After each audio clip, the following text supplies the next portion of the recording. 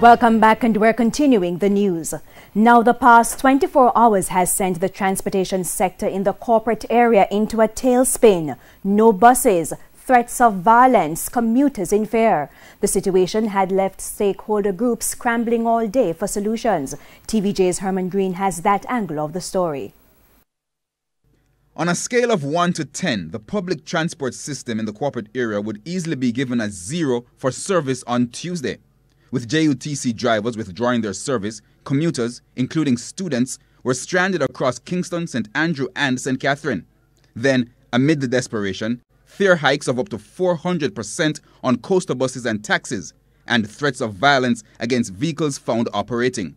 It forced Transport Minister Robert Montague and other sector heads into a tailspin for solutions. I have spoken to a number of taxi presidents. I have spoken to the management at JUTC, the Transport Authority, and the police. The police have given an assurance that they have increased patrols and manpower. As a matter of fact, they are now setting up operations at the Rockfort Depot and at the Spanish Town Depot to provide increased patrols on the routes. But even as that was being done, threats of attacks at the Halfway Tree Transport Center.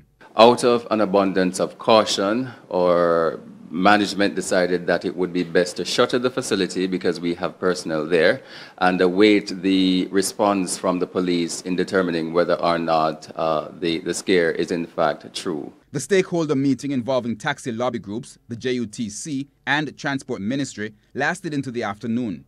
Then, at Tuesday's sitting of Parliament, a discussion of the situation starting with an update from the Transport Minister. We have consulted with the police, who have established a presence at all depots and along the routes. This is to provide assurance to the taxi operators, JUTC drivers, as well as to the traveling public. We urge the police to get to the bottom of the two murders that took place, as two families have been affected, but also to ensure that there's safety not only for those who are in the sector itself, the transport sector, but also for the traveling public. I don't know if the minister would want to tell us what instructions were given to the taximen or the associations, and if there's a particular route that the police buses are operating on. I'm particularly interested in persons who have to commute to the Portmore area. They have just assured that their members are out working, and they have also said that they will be trying to deploy onto some routes to help to alleviate the situation.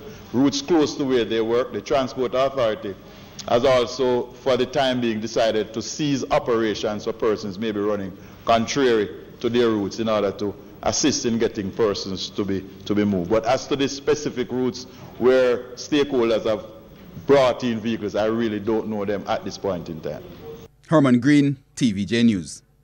And with several versions of the incident spreading like wildfire on social media, the police are urging the public to be more responsible. This as fake news and misleading messages are being widely circulated. The police say such messages can create unnecessary panic and incite unwarranted reactions.